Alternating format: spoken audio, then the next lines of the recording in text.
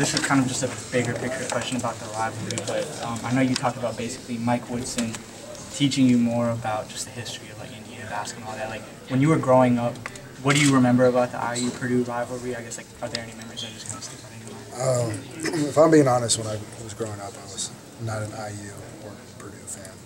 So just learning the history throughout my 4 years, and really when Coach Woodson got the job, it was huge. And just thinking about this, and credit to Purdue because they have a great team. They've been playing really well this year.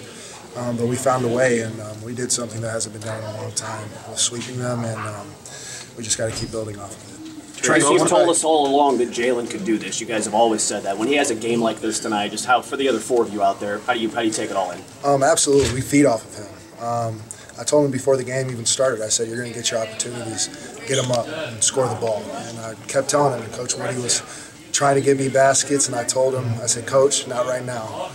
We're riding him right now, and when a guy's hot like that, you just got to keep giving him the ball. Trayce, where were you 10 years ago at this time, around this time?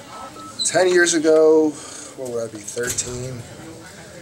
I was probably, I don't know, I was probably at home, probably watching basketball, not thinking that I could compete at this level.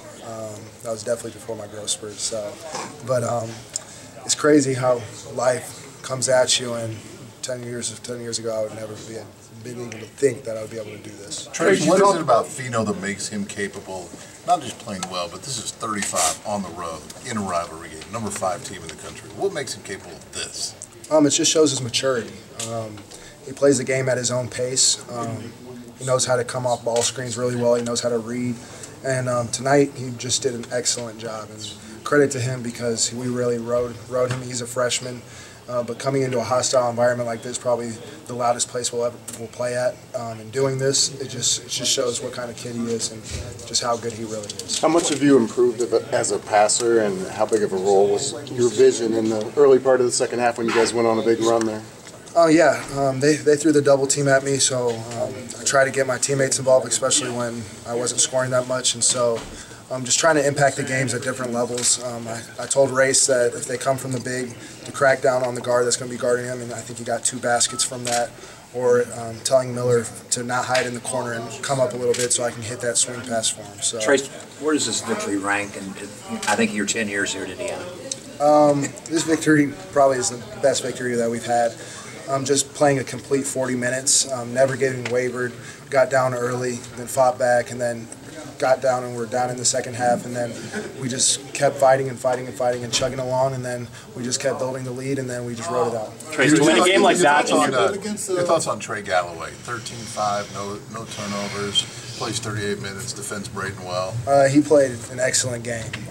He was excellent defensively, always pressuring the ball. We call him Crazy Man for a reason, but he did all the little things. He was on the floor, and he's going to give it 110% when he's out there, and that's what we need from him. Trayce, to win a game like this in your last season at IU, the way you just talked about how you had to grind this out, what was the feeling like seeing the last seconds tick off and then coming off the floor? Get him a statue!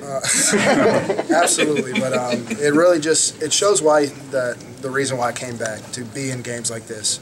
Throughout my 4 years here, we've had little games where we beat teams like Purdue last year, which I wasn't even really a part of because I was in foul trouble. But just to come back and sweep them this year, it just shows you that I made the right decision, and we just got to keep building off of it. Trayce, what does it mean for your team as you guys win a game like this, as important as it is, but to come out in the second half and to put it to them and win on the road here as the season is winding down, getting towards the tournament, and as this team is getting better? Absolutely. We folded against Michigan State. We were up on them early and kind of just let that one go. And so a big thing for our team, we can't lose 2 in a row. And so we were very locked in for this game. Our defensive plan, Coach Yao did a great job with doubling Edey. He's still going to get his because he's a monster. And so, but we held the other guys in check, and that's what you got to do when you play them. And so that's what we did. You talked about unwavering. How do you stay locked in when only 3 guys score in the first half? You don't get a bucket until under 12 in the game. I just really rely on my teammates and just try to do things, in other words, to impact the game, whether it's just being a leader, talking to them, telling them things to do, defensive end on the floor, trying just to do the little things and helping my team. I knew when I got foul trouble in the second half, I just kept telling my teammates, we just got to ride it out, keep doing the little things, and we'll be fine. Trayce, what did you change in the second half? Of this sweep? Can you describe the significance of this sweep? First time in 10 years that IU has swept Purdue. This goes back to Tom Crean. I think just it shows what Coach Woody is building. We're trying to get IU back on the map, and just him being in his second year and me being able to be a part of this is a huge deal for me. Thanks, Trey.